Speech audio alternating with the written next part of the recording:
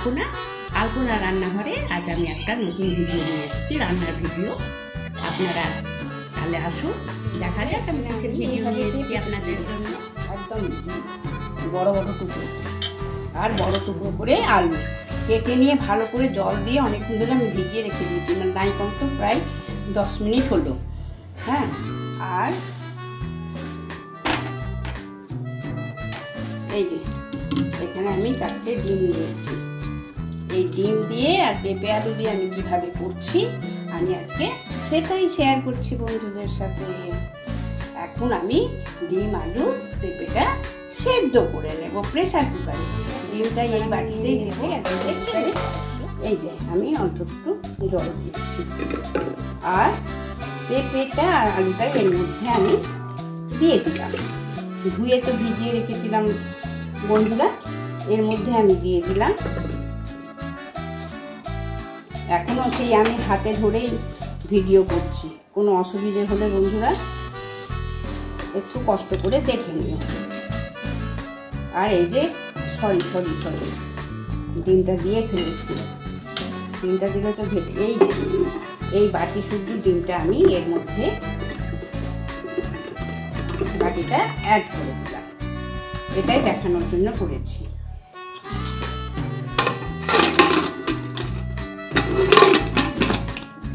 এই যে প্রেসার বন্ধ করে দিয়ে প্রেসারটা ইয়ে করে দিয়ে আমি সিটি দিয়ে নিচ্ছি, 2টো সিটি দেবো। প্রেসারে সিটি বসিয়ে দিলাম। এই যে বন্ধুরা সেদ্ধ হয়ে গেছে, এবারে তুলে নেব। এই যে নুন হলুদ মাখিয়ে ডিমটা ভেজে নিচ্ছি। সরষের তেল দিয়েছি কড়াতে পরিমাণ মতো, দিয়ে নুন হলুদ মাখিয়ে ডিমটা ভাজা হলো। এবারে আমি তুলে নিয়ে পেঁপেটা ভাজবো আর আলু ভাজবো। এমনকি মাংসতেও পেঁপে খুব ভালো লাগে, অনেক বন্ধুরাই করে, এটা কোনো নতুন কিছু নয়। আমি কিভাবে করছি একটু শেয়ার করছি বন্ধুদের সাথে। একটু ভালো করে ভেজে নেব পেঁপেটা। আলু ভেজে তুলে নিয়েছি, আর এখানে কড়াতে আমি পরিমাণ মতো সর্ষের তেল আবার দিয়ে দিলাম। ডিম পেঁপে আলু ভেজে নিলাম, নিয়ে একটু গ্যাসটা বাড়িয়ে দিচ্ছি। দিয়ে এখানে সামান্য আমি সাদা জিরে নিয়েছি, জিরেটা দিয়ে দিলাম। আর এই যে একটা কাঁচা লঙ্কা আমি চিড় দিয়ে নিয়েছি, এটা এর মধ্যে দিয়ে দিলাম। আমার টাইপয়েডের জন্য একটু অসুবিধা হচ্ছে, ছেলের কাছে রেখে দিয়ে চলে এসেছি টাইপয়েডটা হাতে ধরে ধরে ভিডিও করছি, ভিডিও তো করতেই হবে। হলুদ অ্যাড করে দিলাম, আবার সিম করে দিলাম। একটা বড় সাইজের পেঁয়াজ আর একটা লাল কাঁচা লঙ্কা আর একটা রসুন, মিডিয়াম সাইজের রসুন, একবারে খুব ছোট না একদম বড় না, এটা পেস্ট করে নিয়েছি। নিয়ে এটা আমি প্রথমে একটু এই 1 মিনিট মতো নাড়াচাড়া করে ছোট সাইজের, কেন অল্প ডিম তো আর হয়তো টক হয়ে যাবে বেশি, সেই জন্য বেশ একদমই যে ছোট তা না, মিডিয়াম সাইজের।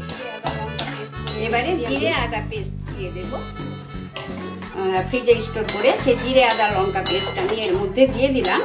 আর এবারে একটু মশলার কোটো আর মিক্সিং বোলটা সামান্য জল দিয়ে ধুয়ে এর মধ্যে অ্যাড করব। আর এই যে মশলার কোটো আর মিক্সিং বোল ধুয়ে একটু জল এর মধ্যে অ্যাড করে দিলাম। এবারে আমি মিডিয়াম ফ্লেমে এটা নাড়াচাড়া করে কষিয়ে নেব। এতে আমি আর কিছু দেবো না, আমি পেঁপে আলুটা এর মধ্যে অ্যাড করে দিলাম। পেঁপে আলু দিয়ে একটু কষিয়ে নেব, তাহলে পেঁপে আলুটার টেস্টটা না খুব ভালো লাগবে। অনেকটা হয়ে গেছে, এবার আমি ডিম দিয়ে দিলাম। ডিম দিয়ে জাস্ট আমি একটু নাড়াচাড়া করে পরিমাণ মতো জল এর মধ্যে অ্যাড করে দেব।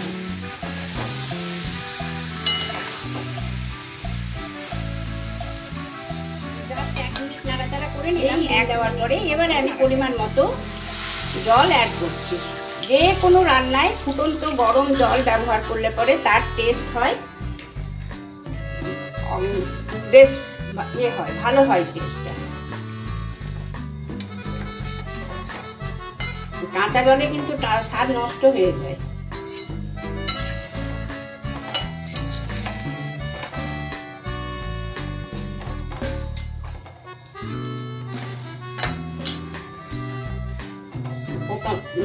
ফোটানো জল আছে, তাড়াতাড়ি হয়ে যাবে, ফুটে যাবে, কিন্তু একটুখানি না ফোটালে পরে বেশ টেস্টটা ঠিক হবে। তাই সুন্দর ফুটে গেছে।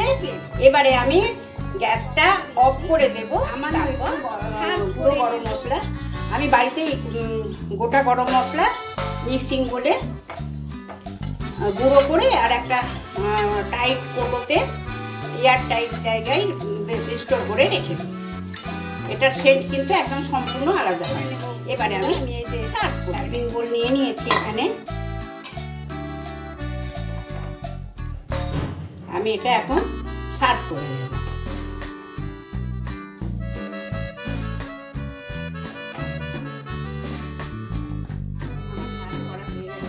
কেমন হয়েছে কমেন্টের আশাই রইলাম। তাহলে আজকের মতো আসি, বাই, টাটা।